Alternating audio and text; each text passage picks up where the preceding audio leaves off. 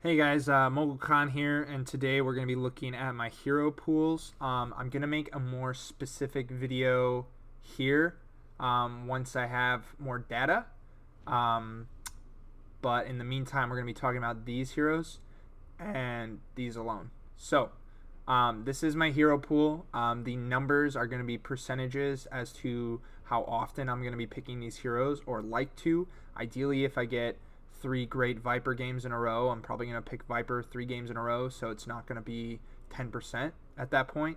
But these are the heroes that I'm going to be picking and their percentages. So you will own. These are my best heroes. These are the heroes I'm going to be looking to spam.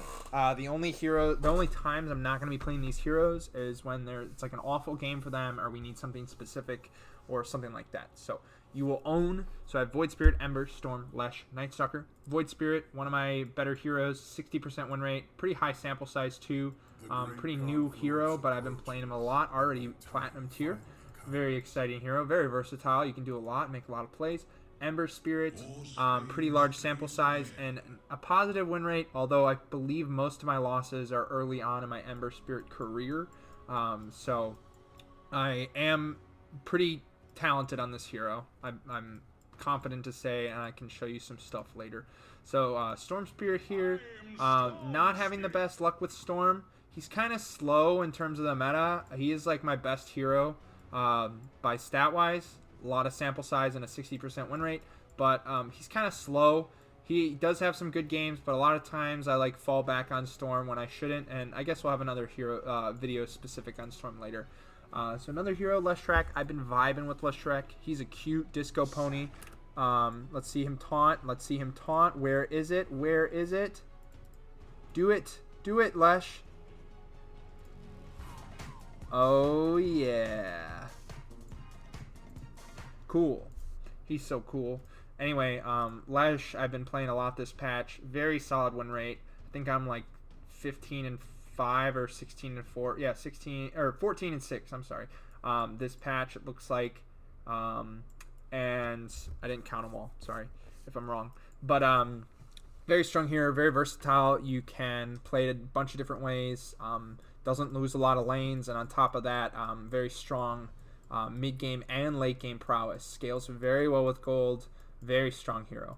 Looking next, we have Night Stalker, and this one might be the head scratcher for you all. We're going to have a video later releasing where I talk about a Night Stalker game in particular that I played today, and we're going to be talking about that one. But prior to that, I love to pick this hero against Anti-Mage. It's basically free MMR if you can identify that there's an Anti-Mage on the enemy team. Not this game, I did play it off lane, but if we look at another game, so like this one, I identify, okay, they have an Anti-Mage, and I don't really care about my mid lane that much. So as you can see here at the 10-minute mark, Meepo is well ahead of me, and as he does, and he's just going to keep farming. But all that matters, all that I care about is disabling this AM's game. Yes, he doesn't have very good, a very bad KDA at the moment, but as we see here, our Faceless Void is 1k up, and I think I made a couple rotations top. But as we see here, AM's just unable to play Dota with a Night Stalker running around every 5 minutes trying to murder him. So even longer if you have the if you have your ult up. Looking at the next game, I played against an Ember Spirit. I didn't do too well in lane, but as I just stated, you're not really picking this hero to crush your lanes. Doesn't really matter. All that matters is AM's lack of a game, and I guess you're putting all your eggs in one basket there. But I think AM is such a snowbally hero that delaying him that very good Battle Fury time. I mean, he gets a Battle Fury around 23 minutes, but at that point, the win probability is already way in our favor because we've just taken over the map. So very strong hero against that AM. Very popular hero, so I do like to. I mean, like every game I see an AM, I'm probably be picking Night Stalker. Moving on to the you have a decent game category. We have a 10% chance of me picking these guys. These are just like staple mid laners that I know how to play.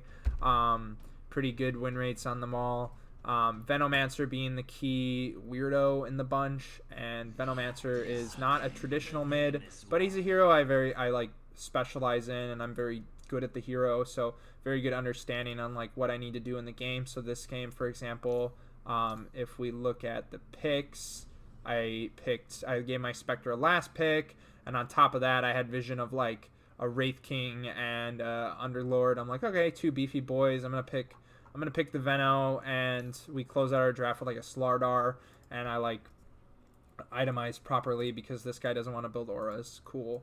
Looking at another game of Veno, I played. These are much higher KDAs, but you can kind of just run around and kill people with this hero, make a lot of space. So pretty cool on that. And you might be thinking like, yo, dude, why would you not pick what's his face, Storm or Void or Ember or whatever? It's like, well, because Veno's just like cool and niche, and nobody fucking sees this shit coming, and it actually is very strong in the mid lane. So we'll probably make a video specific on him later. The rest of these heroes, all pretty stable mids. Don't think they need any explanation. And then need a good team. These are more niche heroes, I think, with Alchemist. A lot of times I pick Alchemist. I will lose because my carry will just like build Battle Fury for no fucking reason. I don't know what their thought process is or whatever. But ideally, you're not building a Battle Fury with a Alchemist on your team. But like I said, you need a good team. You need like a Riki carry. You need like a Weaver before I'm going to be picking this hero. Naga Siren, not a traditional mid as well. But at the same time, all of these games are all Naga mid this patch. So prior, this is like last patch, but this patch, all of these are Naga mid. And again, not the best mid laner. Doesn't do too well against some of the mids like Storm or Zeus or whatever. But as we see here, I played against a mid lane Quap. I was able to dispel Dagger. I was able to disable Black Hole if this guy didn't have a BKB. So most of the game, he was not getting very good Black Holes off. On top of that, this guy is very strong. He pops Metamorphosis. I just Song of the Siren, and we all run away. And we're able to pull back a very bad game into our favor just by dodging fights with Naga Siren. Looking at these other games, I have a better KDA. I see like a Techies and a Clinks and a Slardar, and I just think, hey, Naga seems pretty good. Even though I have a Spectre on my team, you can actually create a lot of space on this hero, and I'll probably make another video specific to her later on in my adventure here in the 2 Immortal. The rest of these heroes are pretty traditional mids, but I haven't had the best success with them. I don't want to blame my team, but oftentimes I'll pick them when I don't have a good team, and I just like throw the game basically with a terrible, terrible pick.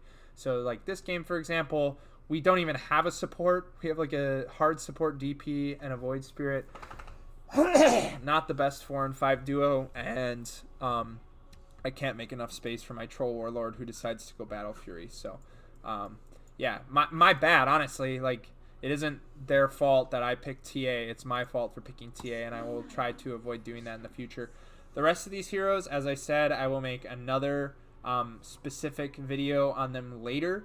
You're probably scratching your heads and flaming me or whatever, but I do have my ideas. I do believe in my ideas, and I think Dota is a game all about ideas. And if you have ideas, you believe in them, you have a rationale behind them, then fucking do it, and don't let anyone tell you what's what.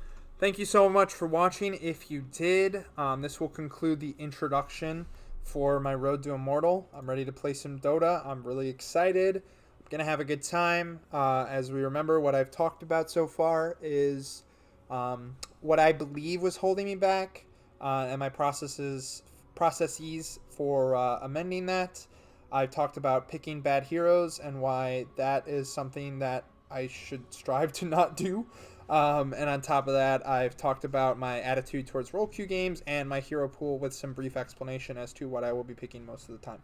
So, with that all being said, let's get into it. I have some cool videos lined up and ready to go, which will be pretty exciting. So, hopefully you'll join me on this journey, and if not, I understand. You got better things to do. All right, peace out. Love you guys.